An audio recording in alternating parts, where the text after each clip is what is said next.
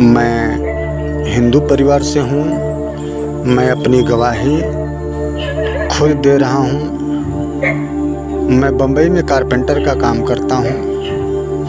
अपने घर का अकेला परदेसी हूँ।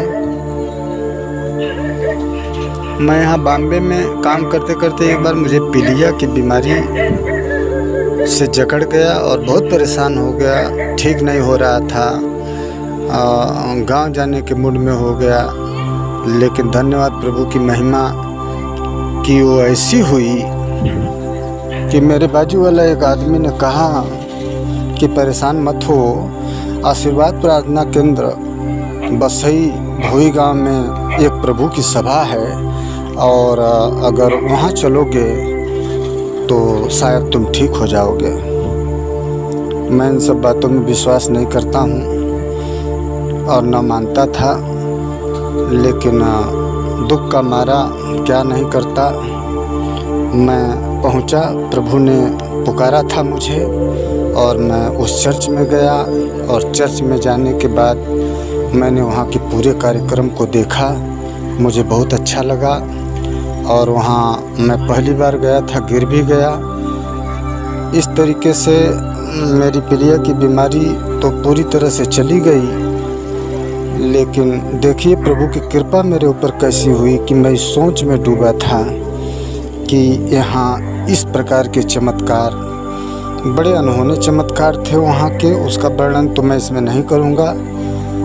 लेकिन वहीं एक दो लोग ऐसे थे जो ये कह रहे थे कि ये जो चमत्कार हो रहा है या तो यहाँ के ब्रदर कोई जादू सीखे हैं या तो कोई मशीन फिट है पर्दे के पीछे जिसके द्वारा ये सब हो रहा है। और बहुत लोग जो है बड़े हृदय और मन से वहाँ प्रार्थनाएं कर रहे थे और सारी बात हमने अपनी आँखों से देखा। उस समय मैं किस बात पर यकीन करूं और किस बात पर नहीं करूं, परेशान था। लेकिन जब शाम हुई तो मेरा खुद का हृदय मेरे को समझाया कि ये चीज़ अगर मनुष्य जीवन मिला है तो जान लेना बहुत ज़रूरी है कि ऐसी सच्चाई इस दुनिया में है कि नहीं। फिर आते समय मैंने प्रभु के सामने आराधना किया और उस सर्वशक्तिमान प्रभु परमेश्वर यीशु मसीह के चरणों में गिरा और मैंने प्रभु से प्रार्थना की।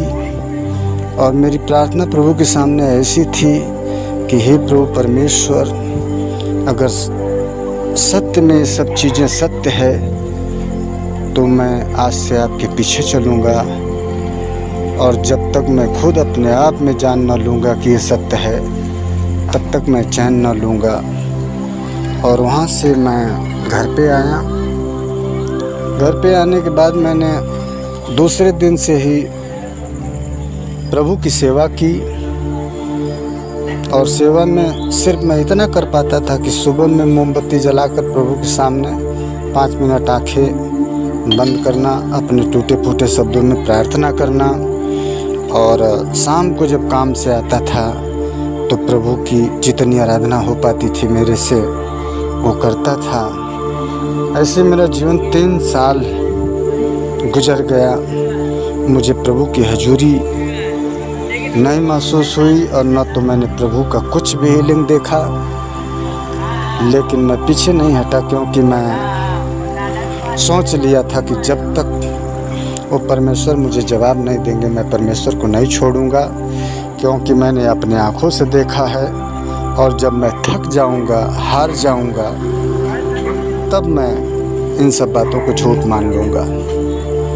लेकिन धन्य हो प्रभु परमेश्वर हवा और धन्य है प्रभु यीशु मसीह कि 3 साल के बाद हार्वे सिटी थाना में एक साइट चालू हुई और 4थे महले पर मुझे रहने का अवसर प्राप्त हुआ।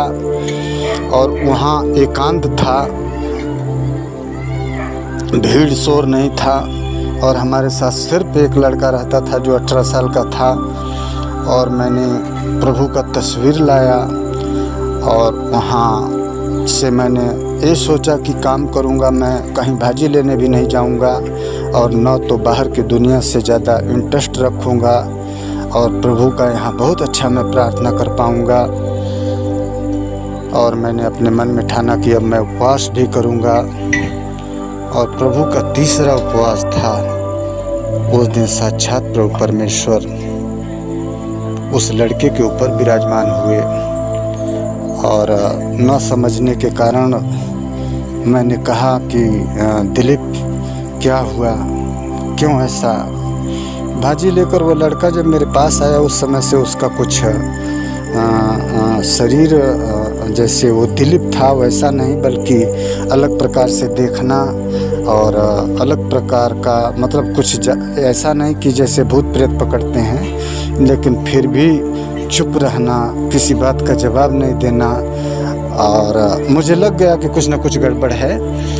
तब मैं डर गया और मैं सोचा कि जिस ठेकेदार के पास हम काम करते हैं उसको फ़ोन करूं कि ये लड़का भांजी लेने गया था और लगता है कि इसको कुछ पकड़ लिया है। ऐसा मेरे मन में विचार था, सोच था। मैं फ़ोन करने को सोचा, लेकिन उस लड़के ने यानी प्रभु ने ही मुझे मना कर दिया, बोला नहीं है। हाथ हिलाया और मेरे को समझाया कि अपने प्रार्थना की जगह पर प्रार्थना करने बैठो। मैं बोला क्यों? प्रभु ने कहा कि पिता की आशीष आ रही है। और प्रभु भी वहीं बैठे थे उस लड़के के ऊपर और मैं भी बैठा था। 2 ही जन थे उस घर में। और 5 मिनट मैंने प्रार्थना किया। प्रार्थना करने के बाद मैं भी उठा और वह लड़के ने भी शुद्ध हालत में होकर उठकर बैठ गया और वो बोलने लगा कि खाना नहीं बनेगा और क्या हो रहा है। मैंने बोला अरे अभी तक तो तुम ठीक नहीं थे, कहाँ गए थे, क्या हुआ था। तब उस लड़का ने वर्णन किया कि मैं जहाँ था वहाँ ऐसा दृश्य था, ऐसी जगह थी अंतरिक्ष में जैसे ताराओं का टूटना, जगमग जगमग करना। और मैंने ऊपर एक श्वेत कपड़ा पहने हुए एक मतलब भगवान जैसी चमक थी। और देखा कि उन्होंने ऊपर से हाथ ऐसा किया और उसमें से कुछ गिरा। और जब तक तुम्हारे सिर पर नहीं गिर गया तब तक मेरी नज़रें जो है उधर उस उजाले को देखती रही। और जैसे ही वो गिर गया उसके बाद मैं कुछ नहीं जानता। यानी उसके बाद प्रभु ने उसे छोड़ा और हम भी प्रार्थना से उठ गए। अब ये बातें मेरे को प्रभु ने बताया और उसके बाद मेरे मन में ऐसी भावना आई, मैं समझ गया कि ये प्रभु ही हैं और उस लड़के के ज़रिए से मुझे मिले हैं। मुझे बड़ी खुशी भी हुई, भक्ति में मेरा उत्साह और बढ़ा और मैं सोचा कि अब मैं प्रभु का काम करूंगा। वहाँ 2-4 लोग मज़दूर ही यहाँ वहाँ इस बिल्डिंग और उस बिल्डिंग में काम करने वाले रहते थे। उन लोगों को इकट्ठा कर और पहले ही शुक्रवार के दिन जब हमने अपने टूटे फूटे शब्दों में, क्योंकि बाइबल का ज्ञान मुझे था ही नहीं, मैं बाइबल कभी पढ़ा ही नहीं था। और एक दिन ही सिर्फ बसई आशीर्वाद प्रार्थना केंद्र भोई गांव में कार्यक्रम को देखा था, जिसके द्वारा मैंने जितना जानता था उतना में ही प्रार्थना सभा में मतलब बातें कहने सुनने की जो थी किया।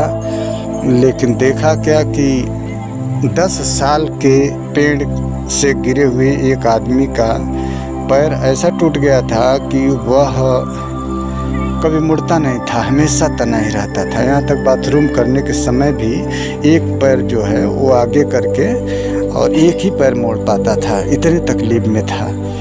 लेकिन उसी दिन प्रभु ने हीलिंग दी और पूरी तरह से उसका पैर मुड़ गया। मेरे उत्साह और बढ़े, मैं बहुत खुश हुआ। लेकिन मेरे 3 बच्चे हैं, उनकी पढ़ाई लिखाई, उनकी परवरिश, ऊपर से कोई सहारा नहीं। दूसरा मेरा बिजनेस कारपेंटर का और वो भी मैं मजदूरी से काम करने वाला। मैंने कोई चर्च नहीं खोल पाया अपने जीवन में। मैं प्रभु से प्रार्थना करते रहा कि अगर मुझे अवसर मिलेगा तो मैं आपके सुसमाचार का काम करूँगा। मैं आज भी प्रभु का वैसे ही प्रार्थना करता हूँ। 25 साल की उम्र से लेकर आज मेरी एज 45 की हो गई है। लेकिन इनके दरमियान बीच में प्रभु सदा मेरे साथ रहे। और मैं अगर गवाहियाँ बताने जाऊँ तो मैं बता नहीं पाऊँगा। यहाँ तक कि मेरी बीवी को कैंसर हुआ और मैं बड़ा दुखी हुआ, क्योंकि मेरी माँ भी कैंसर से, जब मैं प्रभु को अच्छी तरह से नहीं जानता था, उसके पहले मतलब कैंसर से ही जान चले गए थे। तो जब इसका कैंसर सुना तो मैं सोचा कि एक और मौत कैंसर के द्वारा होने वाली है। मैं लोनावाला में उस समय काम कर रहा था और मोमबत्तियों का रोज़ का जलाना जैसे मेरी प्रार्थना तो थी ही। मैं प्रभु से प्रार्थना करने लगा कि हे प्रभु, उसको ऐसी बीमारी सुनाई दी है, और धन्यवाद करता हूँ प्रभु परमेश्वर का कि दोबारा वो लड़का तो मेरे पास था नहीं जिसके ऊपर पहले प्रभु आए थे, लेकिन एक उतने ही उम्र का 18-19 साल का एक सोनकर था लड़का, खट्टिक जिसको बोलते हैं। वो भाजी काट रहा था और मैं प्रार्थना कर रहा था, और उस समय प्रभु ने उसके ऊपर फिर आए, आंखें जो है ऐसी तनी तनी करके, और मैं प्रार्थना में था, मुझे आवाज़ दिए और प्रभु ने कहा कि ऐ मूर्ख, तुम क्यों चिंता करते हो? तुम्हारा बाप खलिहान में चक्कर काट रहा है, तुम्हारे घर में शोकाकुल है, आज खाना नहीं बन रहा है और पूरा घर दुखी है, लेकिन मैं हूँ नहीं, उसको कुछ नहीं होगा। और जब ऐसी बात हमने सुनी तो तुरंत अपने उस प्रार्थना में जहाँ बैठा था उठकर और उस लड़के जिसके ऊपर प्रभु ने आए थे चरणों में गिरा और धन्यवाद किया। और आज हमारी बीवी भी सही सलामत है। ऐसे पीजीआई के भी मरीज जो बड़े बड़े मरीज हैं उनका भी प्रभु के द्वारा अवसर मिला, मतलब चंगाई का प्रार्थना करने का, और सही सलामत वो घर आए। 19 साल के एक अंधे लड़के जो कभी देखा नहीं था, आवाज़ से अपने घर वालों को पहचानता था, लेकिन मेरी प्रार्थना के द्वारा प्रभु ने उसकी आंखें खोल दी। दुबई में शैतान पकड़ा था और बड़ी परेशानी थी, घर के लोग चिल्ला चिल्ला के रोते थे, लेकिन वो सूचना प्रभु के द्वारा मेरे पास पहुंचा और मैंने उसके लिए भी प्रार्थना किया और वो दुबई में ठीक हो गया। इस तरीके से मेरे जीवन में मैं बता नहीं पाऊंगा कि इतनी प्रभु ने हमारे साथ कृपा और दया की। मेरा घर नहीं था, मैं प्रार्थना करता था, कच्चा घर था, लेकिन प्रभु ने अभी 40 बाई 40 के मकान उनके आशीष से मेरा बन गया। बम्बई में मेरे पास हमेशा मैं भाड़े से रहता था, लेकिन प्रभु की कृपा हुई कि बम्बई में भी मेरा घर हो गया।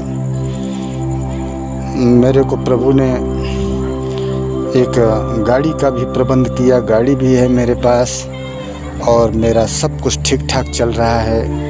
मैं कभी प्रभु से धन के लिए प्रार्थना नहीं करता हूँ, क्योंकि प्रभु की वचन है, प्रभु की वचन है कि सुई के नोक से ऊंट का निकलना सहज है, लेकिन धनवान का स्वर्ग के राज्य में प्रवेश करना कठिन है, मुश्किल है। और सबसे बड़ी बात जो प्रभु को जानते हैं वो ये भी जानते हैं कि ये जितने मेढ़े बांधे गए हैं और जितने भी यहाँ धन दौलत शोहरत है, तो वचन कहता है कि पृथ्वी का धन स्वर्ग का कूड़ा और करकट है। सच में अगर हमें खाने को प्रभु देता है, हमारे कपड़े और हमारे मकान और हमारे आबरू इज्जत सलामत है और प्रभु अपने संग हैं, तो मैं प्रभु का दास कहता हूँ कि उससे सुखी संसार में